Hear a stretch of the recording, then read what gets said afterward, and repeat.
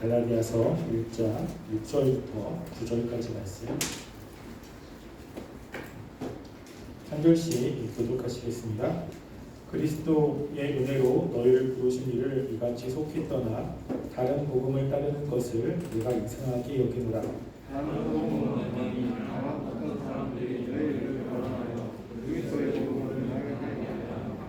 그러나 우리나 혹은 하늘로부터 온 천사라도 우리가 너희에게 전한 복음 외에 다른 복음을 전하면 저주를 받을지어다.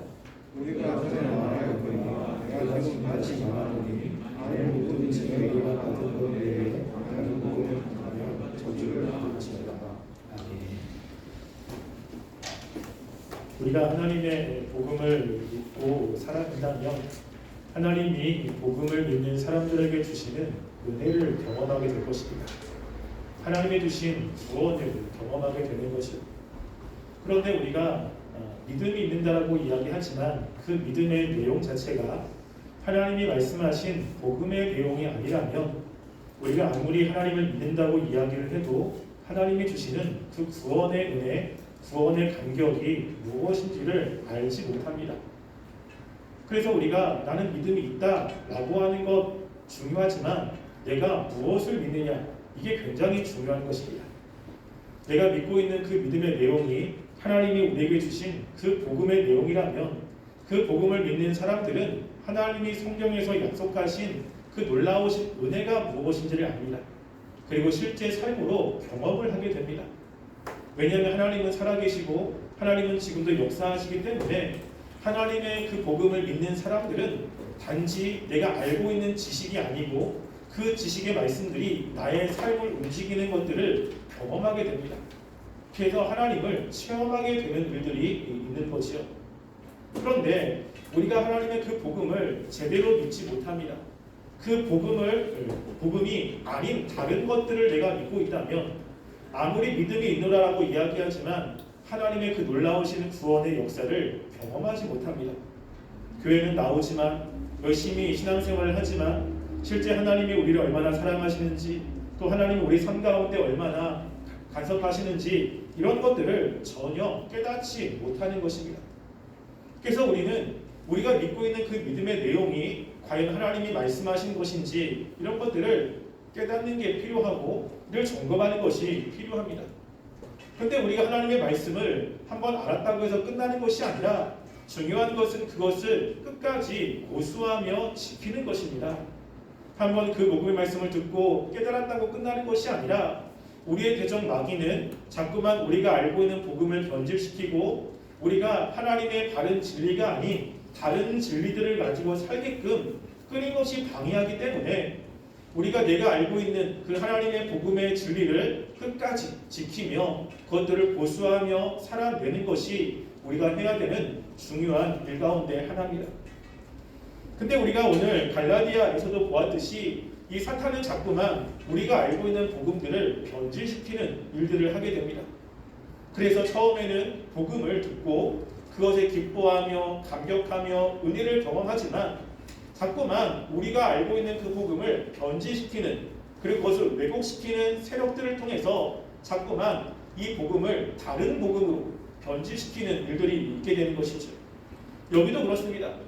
그래서 우리가 알고 있는 우리가 반드시 믿어야 되는 그러한 하나님의 복음이 아닌 다른 복음으로 변질시키는 그러한 대상이 우리를 어떻게 변질시키는지를 성경은 기록하고 있습니다.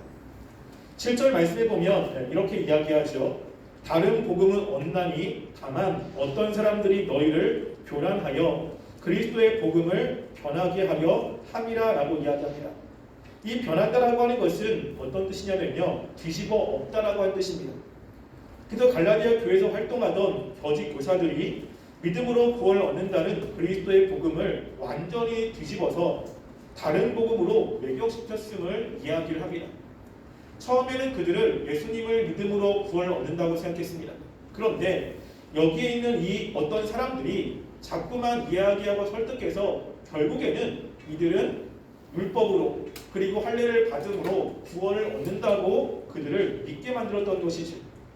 근데 이렇게 변질시키는 이 사람들이 한 번으로 끝나는 것이 아니라 계속해서 지속적으로 활동했음을 보게 됩니다.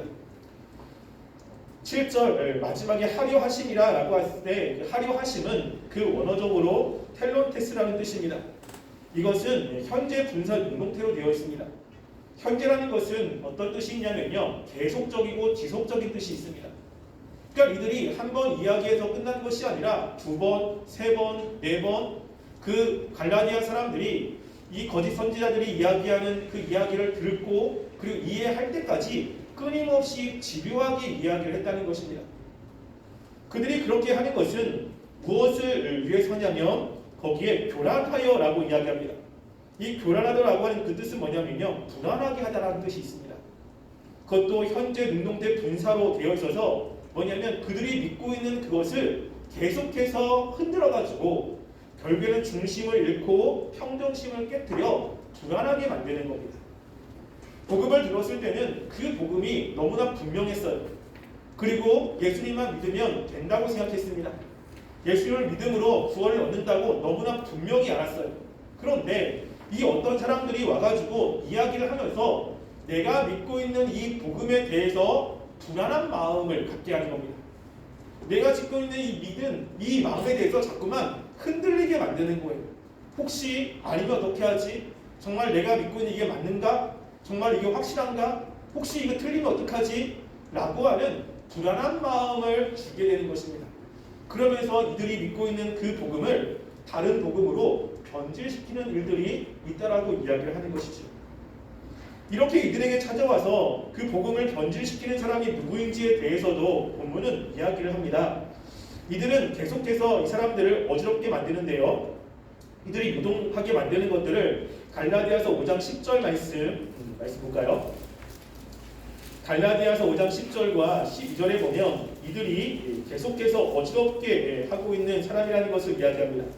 갈라디아서 5장 10절 말씀 함께 읽어보겠습니다. 시작. 나는 너희가 아무 다른 마음을 품지 아니하는 줄 주 안에서 확신하노라. 그러나 너희를 요동하게 하는 자는 누구든지 심판을 받으리라.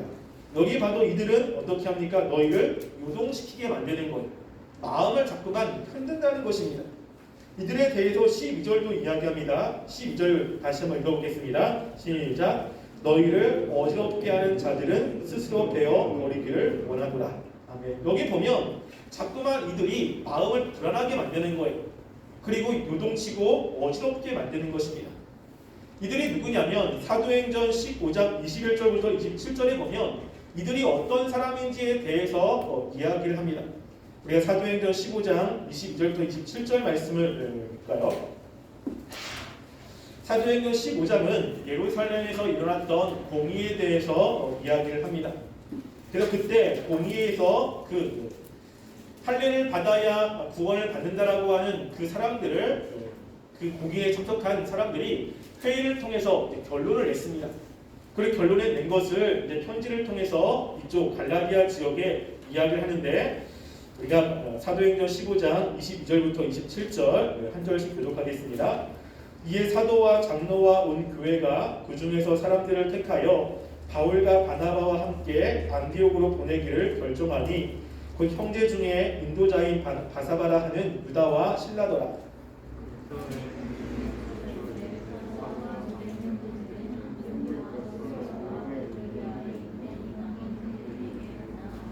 들은 바 우리 가운데서 어떤 사람들이 우리의 지시도 없이 나가서 말로 그들을 괴롭게 하고 마음을 혼란하게 한다 하기로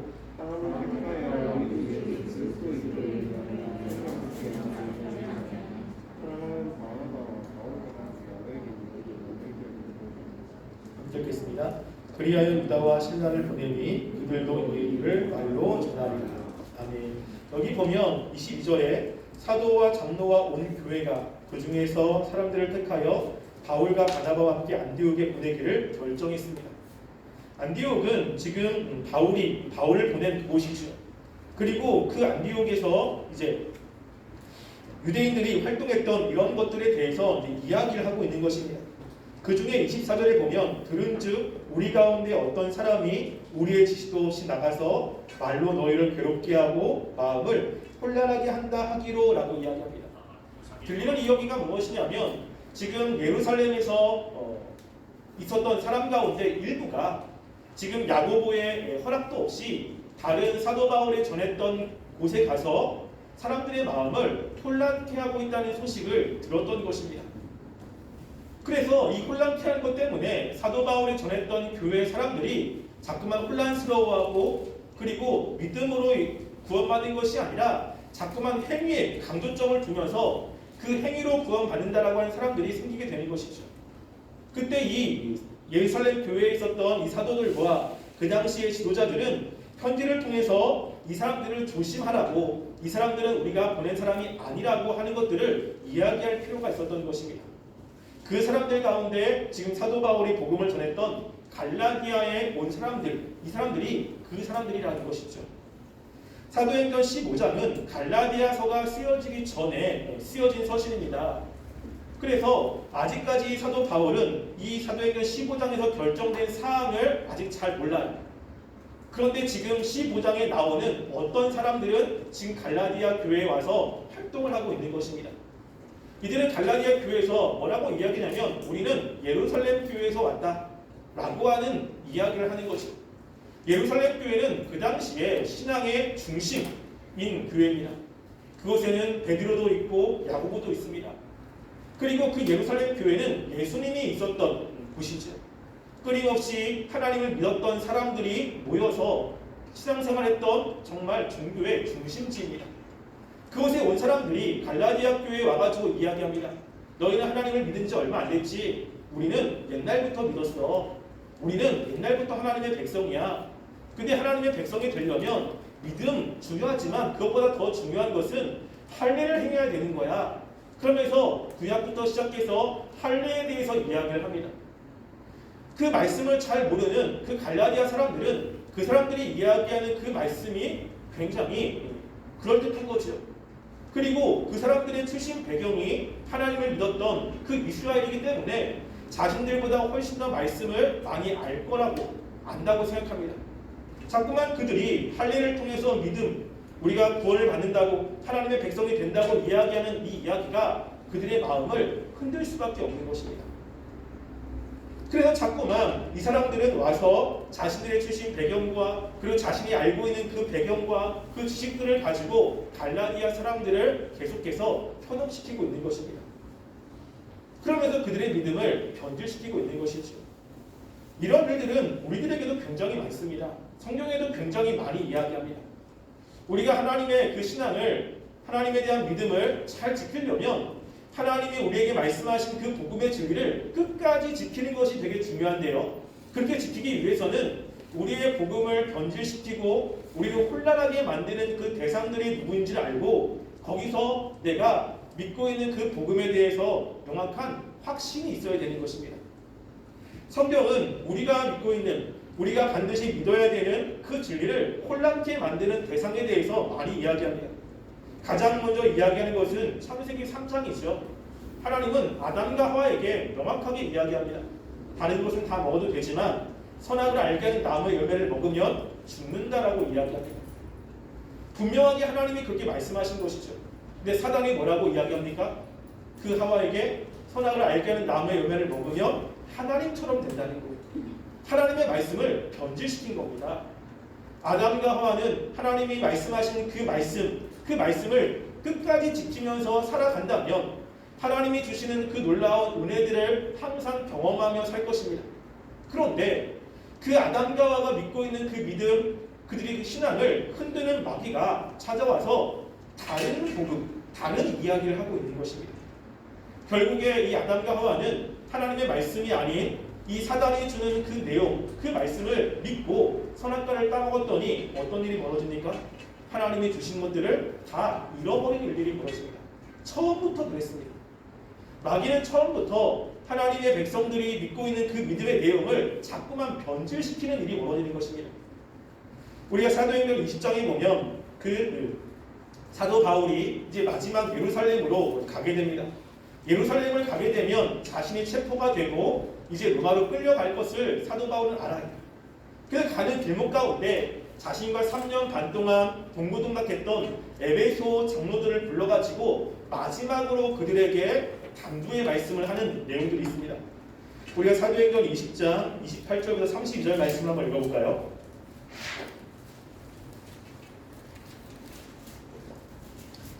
사도행전 20장 28절부터 32절입니다. 함께 읽어보겠습니다. 시작. 여러분은 자기를 위하여 또는 온 양떼를 위하여 삼가라. 성령이 그들 가운데 여러분을 감독자로 삼고 하나님이 자기 피로 사신 교회를 보살피게 하셨느니라. 내가 떠난 후에 살아온 이기가 여러분에게 들어와서 그 양들을 아끼지 아니하며 또한 여러분 중에서도 제자들을 끌어 자기를 따르게 하려고 어드러진 말을 하는 사람들이 은할 줄을 내가 알아. 그러므로 여러분이 일깨어 내가 3년이나 밤낮 쉬지 않고 눈물로 각 사람을 훈계하던 것을 기억하라. 지금 내가 여러분을 주와 및 그 은혜의 말씀에 부탁하노니 이 말씀이 여러분을 능히 든든히 세우사 거룩하게 하심을 입은 모든 자 가운데 기업 있게 하시리라. 아멘. 여기서 지금 사도 바울이 그 사람들을 끊임없이 격려하며 경고하고 있는 것입니다. 29절에 보면 내가 떠난 후에 살아온 이 길이가 여러분에게 들어와서 그 양떼를 아끼지 아니할 것이다 라고 이야기합니다. 사나운 이리는 뭐냐면 사도 바울이 전한 복음 외에 다른 복음을 전하는 사람들이 있는 것입니다. 그래서 그 양의 탈을 쓴 이리들이 들어와서 사도 바울이 잘 만들어놨던 그 공동체를 깨뜨리고 그리고 잘못된 신앙을 전하는 사람들이 반드시 있다는 것입니다. 뿐만 아니라 30절 보면 여러분 중에서도 제자들을 끌어 자기를 따르게 하려고 하는 어그러진 말을 하는 사람들이 반드시 일어난다는 것이죠. 이들은 사도 바울과 함께 있을 때는 바른 신앙을 가지고 있었습니다. 그리고 예수님을 위해서 그 일들을 감당했던 사람들입니다. 근데 사도 바울이 떠나고 난 다음에 이들이 그 하나님에 대한 믿음이 변질이 되어 자기의 제자들을 만드는 일들이 벌어진다는 것이죠. 자기의 제자를 만들려면 어떻게 됩니까? 복음을 변질시켜야 되는 겁니다. 복음을 변질시켜서 예수님이 아니라 자기를 따르는 사람들 그리고 자기의 사람들을 만드는 일들이 벌어진다라고 하는 겁니다. 사도 바울이 지금 이것을 경고시키고 있는 것입니다. 반드시 이런 일이 있다는 것이죠. 그래서 사도 바울은 이런 일이 있는데 그럼 어떻게 할 것이냐? 사도 바울은 지금 예루살렘으로 가야 됩니다. 그것을 사도 바울은 이제 감옥에 갇힐 것이고 그것 때문에 로마로 가야 되는 상황이에요. 다시 에베소 장로들을 만날 수 없는 상황입니다. 사도 바울이 에베소 교회에 계속 있다면 이런 일은 일어나지 않을 것입니다. 근데 같이 있을 수 없는 상황이에요. 사도 바울이 이런 상황 속에서 어떻게 하고 있습니까? 32절에 보면 이렇게 이야기하죠. 지금 내가 여러분을 주와 및 그 은혜의 말씀에 부탁하노니 라고 이야기합니다. 사도 바울이 할 수 있는 것은 그들을 예수님과 말씀에 부탁하고 있는 거예요. 무엇이죠? 하나님의 복음의 말씀을 늘 보면서 그들의 신앙이 흔들리지 않고 변질되지 않도록 끊임없이 그 말씀을 붙잡으라고 이야기를 하고 있는 것입니다. 우리에게 이게 필요합니다. 교회에서는 말씀을 들을 때 그래 하나님밖에 없어 우리가 하나님을 의지해야지 하나님을 믿으면서 살아가면 하나님께서 채워줄 거야 라는 생각을 가지고 나가지만 월요일부터 직장에 들어가면 그 마음이 자꾸만 흔들리는 모습을 보지 않습니까? 주변의 사람들이 이야기하면 내가 믿고 있는 그 믿음 가지고는 안 되는 것 같고 자꾸만 무엇인가를 해야 될 것 같고 이런 마음이 우리 마음 가운데 드는 것 있지 않습니까? 우리가 살아갈 때 참된 복음을 끝까지 지키려면 중요한 것은요 하나님의 말씀을 늘 가까이 하는 것이 필요합니다. 이 복음의 내용을 계속해서 듣고 또 듣고 그 말씀들을 묵상하는 것이 필요합니다. 근데 우리가 보면 예수님의 십자가 우리가 예수님을 믿어야 구원을 받는다라고 하는 이야기 이 이야기가 계속 들려왔기 때문에 그 이야기를 하면 또 그 얘기를 해 이거 내가 다 아는 거 아니야? 라고 그것을 가치 있지 않게 치부해버리는 이런 모습을 보게 됩니다. 말씀을 통해서 내가 알지 못하는 말씀들 내가 보지 못하는 것들을 얘기하면 그 말씀들은 굉장히 집중해서 보지만 우리가 예수님을 믿어야 됩니다. 예수님의 그 은혜의 공로가 얼마나 큰지 아십니까? 십자가를 이야기하면 다 안다고 생각하는 거예요. 그런데 그러면서 우리가 그 십자가의 정말 중요한 가치를 놓칠 때가 참 많이 있습니다. 하나님의 사랑의 그 모든 것의 핵심 그리고 중요한 메시지는 그 예수님의 십자가 복음 안에 있거든요. 하나님이 우리에게 주신 그 은혜 안에 있는 겁니다. 그래서 그 말씀을 통해서 내가 정말로 그 은혜를 가지고 있는가 내가 그 은혜 가운데 분명히 있는가 우리 자신을 확인해 보는 것이 너무너무나 중요한 것입니다. 만약에 그렇지 않다면 우리는 자꾸만 이 복음에서 나도 모르는 사이에 변질이 되고 다른 복음을 우리가 믿을 수 있게 되는 것입니다. 우리가 다른 복음을 믿는다면 지난번에 어떤 일이 벌어지는지를 이야기를 했습니다. 우리가 다른 복음을 믿으면 어떤 일이 벌어진다고 이야기했습니까? 다른 복음에 들어가면 자랑한다고 이야기했죠. 무엇인가 자꾸만 내가 한 행동을 자랑하게 되고 그리고 내가 무엇인가 나와 다른 사람을 자꾸만 구분하게 되는 일들이 벌어지게 되는 거예요. 근데 그것과 함께 또 오늘 본문에서 참된 복음을 가지고 있는 사람과 그렇지 않은 사람의 차이점이 무엇인지를 갈라디아서에서 이야기를 합니다.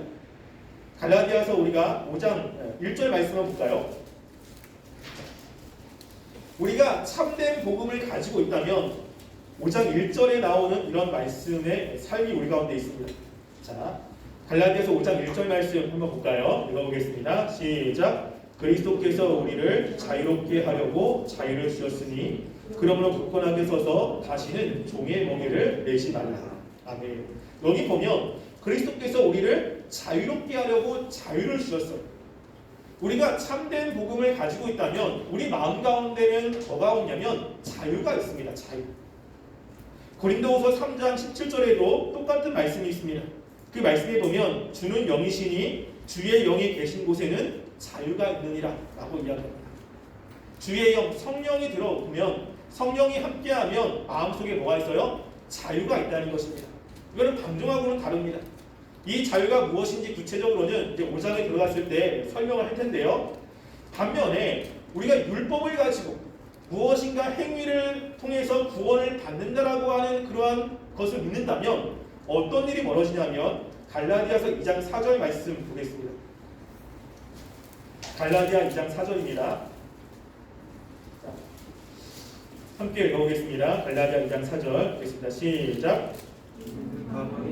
거짓 형제들 때문이라 그들이 가만히 들어온 것은 그리스도 안에서 우리가 가진 자유를 엿보고 우리를 종으로 삼고자 함이로다. 아멘. 여기 보면 우리가 참된 복음을 가지고 있지 못하다면 어떤 일이 있냐면 우리를 종으로 삼게 되는 일이 있습니다. 얽매이는 일이 있다는 것이죠. 자유가 아니라 무엇인가 얽매이는 것이 있습니다. 왜냐하면 이 행위의 구원이라는 것은 무엇을 지키고 지키지 말아야 되는 것들이 있습니다. 내가 하나님의 백성이 되려면 지켜야 되는 거예요. 그리고 무엇인가 지키지 말아야 되는 것입니다. 내가 지켜야 되는데 지키지 못했어요. 그럼 뭐가 생깁니까? 불안함이 생깁니다. 그리고 자꾸만 그것을 지켜야 된다라고 하는 강박관념이 생기는 거예요. 그것을 지키지 않으면 하나님의 사랑을 받지 못한다라고 하는 그런 불안함이 생깁니다. 자꾸만 그 말씀을 더 지켜야 되고 지키지 못하는 내 모습을 보면서 자꾸만 불안함과 초조함이 생깁니다. 자꾸만 그 말씀에 대한 강박감이 생기는 거죠. 우리가 하나님께서 우리에게 주신 그 복음은 하나님의 은혜로 구원을 받는 것입니다. 우리의 행위가 아니죠. 그러니까 우리가 무엇인가를 했다고 해서 우리가 하지 않았다고 해서 하나님이 우리를 구원하신 것이 아니라 전적인 하나님의 은혜입니다. 지키지 않는다고 해서 하나님의 자녀가 되지 않는 것이 아니고요. 지키지 않는다고 해서 하나님의 은혜를 못 받는 것도 아닙니다. 그런데 우리가 율법, 이 믿음으로가 아니라 행위로 구원을 받는다라고 하는 생각이 있다면 자꾸만 무엇인가 말씀에 얽매여 있는 나의 모습을 보게 됩니다. 그럼 어떤 분은 이렇게 이야기할 것입니다. 우리가 참된 믿음을 가지고 있다면 하나님의 말씀을 지키는 것으로 나오지 않습니까? 그럼 맞죠? 우리가 정말로 참된 하나님의 믿음이 있다면 하나님의 말씀, 율법을 지킵니다. 성경에도 보면 요한복음 14장 21절에 보면요. 이런 말씀을 합니다. 제가 읽어드릴게요. 나의 계명을 지키는 자라야 나를 사랑하는 자니 나를 사랑하는 자는 내 아버지께 사랑을 받을 것이요 나도 그를 사랑하여 그에게 나를 나타내리라 라고 이야기합니다. 하나님을 사랑하는 자는 계명을 지킨다고 이야기합니다. 그러니까 이 계명을 지키는 건 너무 중요한 거예요. 야고보서 2장 21절부터 25절에도 비슷한 말씀을 합니다. 제가 읽어드릴게요.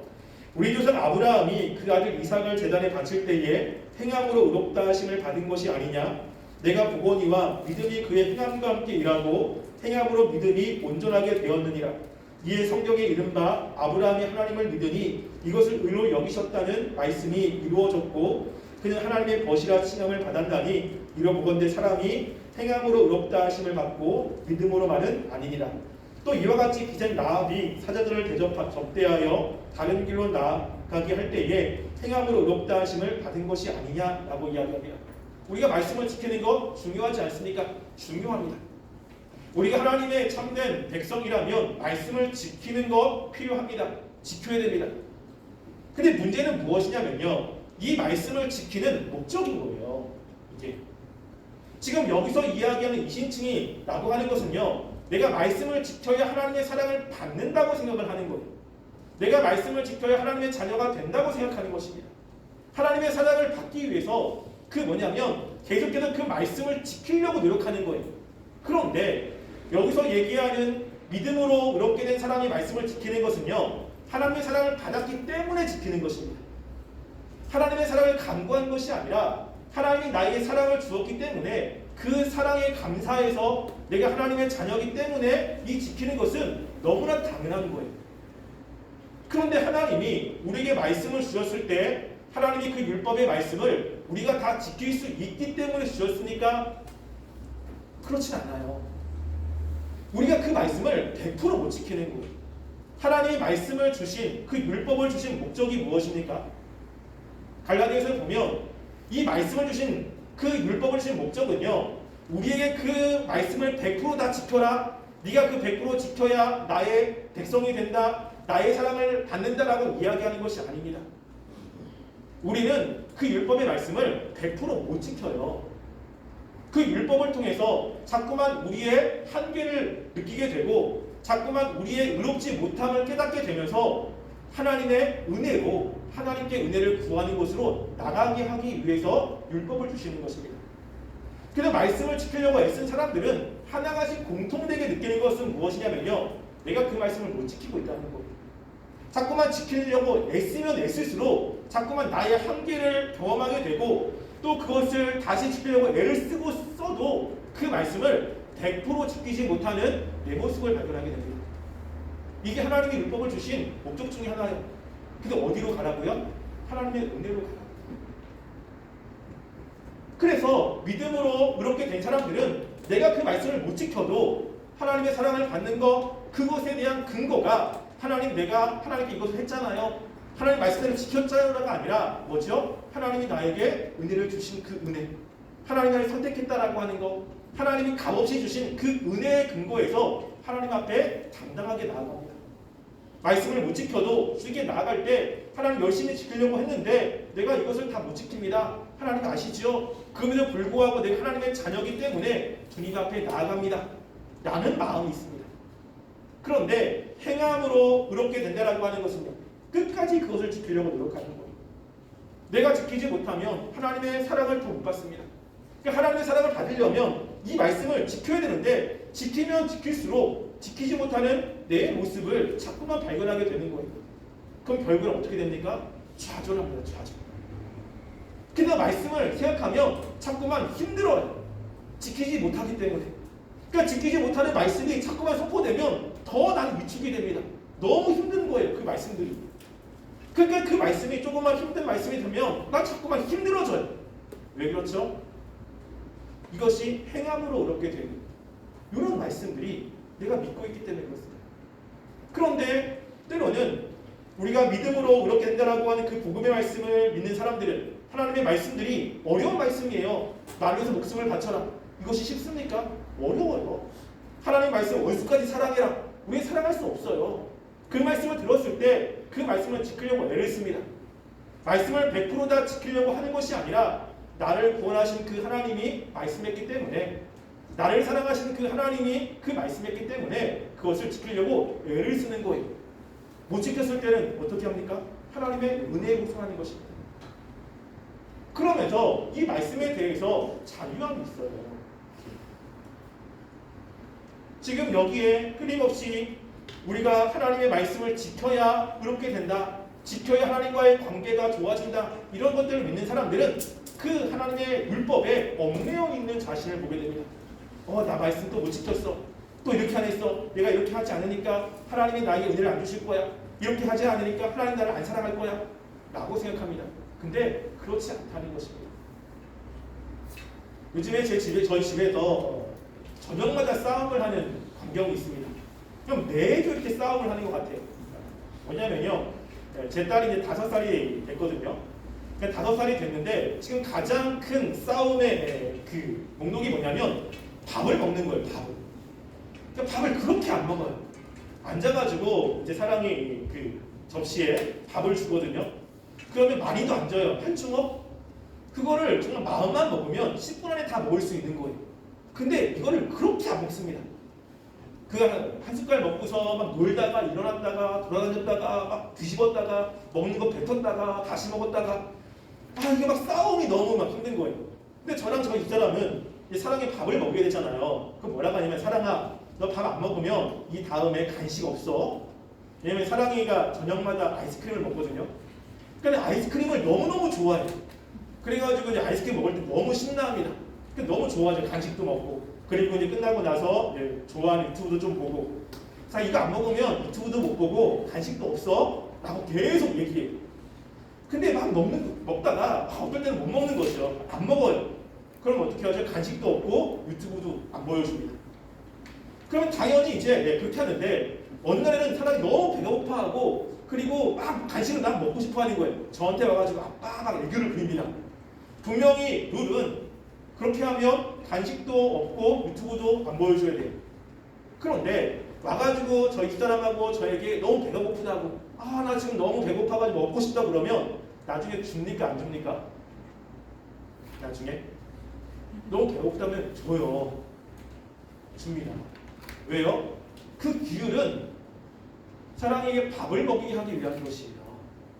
딱 그대로 지키는 게 아니라 사랑하기 때문에 때로는 필요하다면 또 먹을 걸 줍니다. 하나님 우리에게 주신 율법도 그래요. 이렇게만 지켜야 내가 사랑을 받아라고 하는 어떤 규율을 주긴 하지만 하나님의 마음은요. 하나님의 백성답게 살게 하기 위한 것이에요. 우리가 그 말씀을 100% 못 지킬지라도 하나님은 우리를 사랑하시고 하나님이 우리에 대한 목적은 그 율법을 너 지켰어? 안 지켰어? 너 이걸 왜 하라고 했는데 왜 안 했어? 이렇게 따지려고 하는 것이 아니라 우리가 하나님의 백성으로서 살게끔 하나님을 이끌어가는 그 목적이 율법 안에 있는 것입니다. 안 되면 하나님께 가가지고 도움을 구하면 되는 거예요.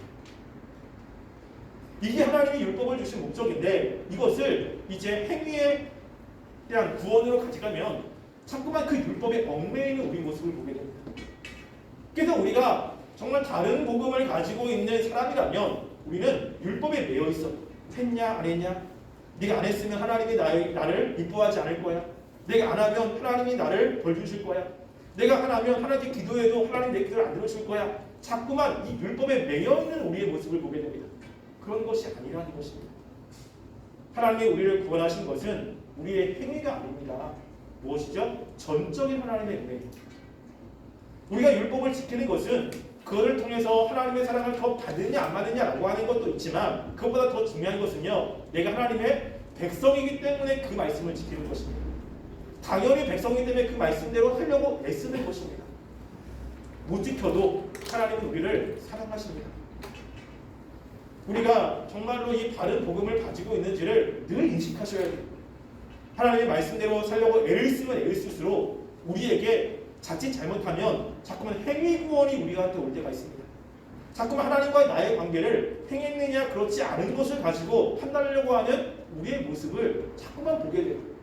이것들을 내려놓으셔야 돼요.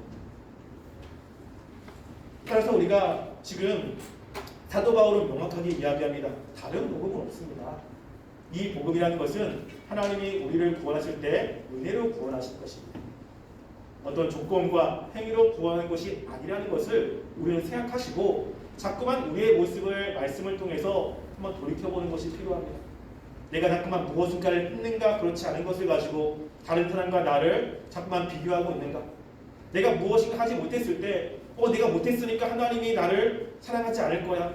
내가 못했으니까 하나님이 내 기도에 들어주지 않을 거야 라고 하는 생각 때문에 쉽게 못 간다면 우리는 다른 복음을 가지고 있을 가능성이 있습니다. 우리가 이 말씀을 통해서 우리 자신을 늘 돌이켜봤으면 좋겠고요.